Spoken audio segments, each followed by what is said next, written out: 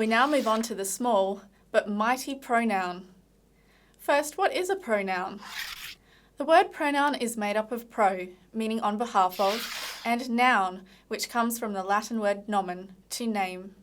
So, a pronoun stands in place of a noun phrase, or a name. A pronoun is a noun substitute, a word that works on behalf of a noun. This table shows English pronouns in both singular and plural forms. Pronouns can vary according to number, person, and case. The person, first person, second person, or third person, depends on whether the person is speaking, I or we, whether the person is being spoken to, you, or whether the person is being spoken of, he, she, it, or they. The concept of person applies to things as well. It, for example, is a third person pronoun. There are various kinds of pronouns in English, from demonstrative through to distributive. Demonstrative pronouns point to. They include this, that, these, those, and such. They can fulfill subject, object, and complement roles in a sentence. Interrogative pronouns pose questions: who and whom for persons, which, what, whose, and where for other things. Relative pronouns relate to an antecedent, what has gone before, and join that antecedent to a modifying clause. These are who, whoever, whom, and whomever for persons and animals who have names, whose for the possessive of people, animals, and things, which and that for animals and inanimate objects, and what, an indefinite relative pronoun that stands for an undefined or unidentified antecedent. For example, I don't know what they want. One pronoun problem that you might like to take note of is something we call that creep. That is, using that instead of who.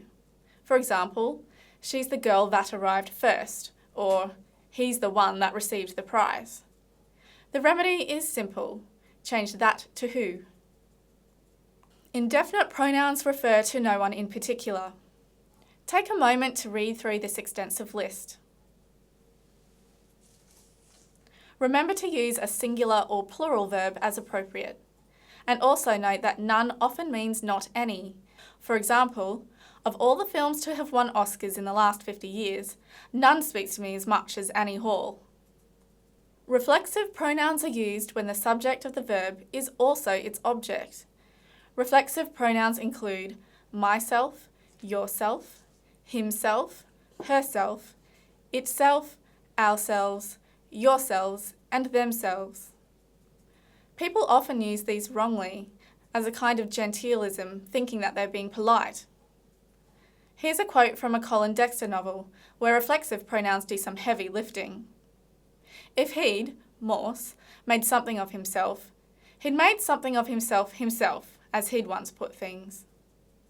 Intensive or emphatic pronouns are, you guessed it, used for emphasis.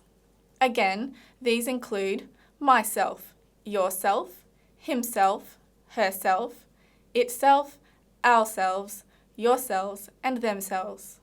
For example, I myself witnessed the meltdown. Distributive pronouns refer to persons or things one at a time. Each, either, neither. They always take a singular verb. For example, each of the students studies hard.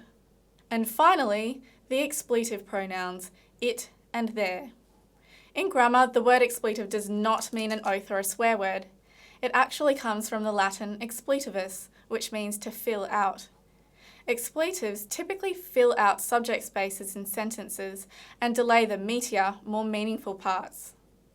Avoid the expletive in a sentence such as, it is their intention to go to the concert, because this postpones the message. It would be much more direct to write, they intend to go to the concert. Sometimes you need to use an expletive construction. For example, it's raining cats and dogs, or it's no use crying over spilt milk. This is called the existential expletive, but deploy it with care, especially in academic and technical writing. Ask yourself whether the expletive is serving a purpose in the flow or meaning of a sentence, or whether it is, in fact, just filling out space. You'll often find that pronoun problems like this have a knock-on effect, resulting in other sentence problems. In the sentence, it is their intention to go to the concert, we also then encounter a heavy noun or shun word, intention. We looked at heavy nouns in the first lecture this week, so you might want to go back and check that section.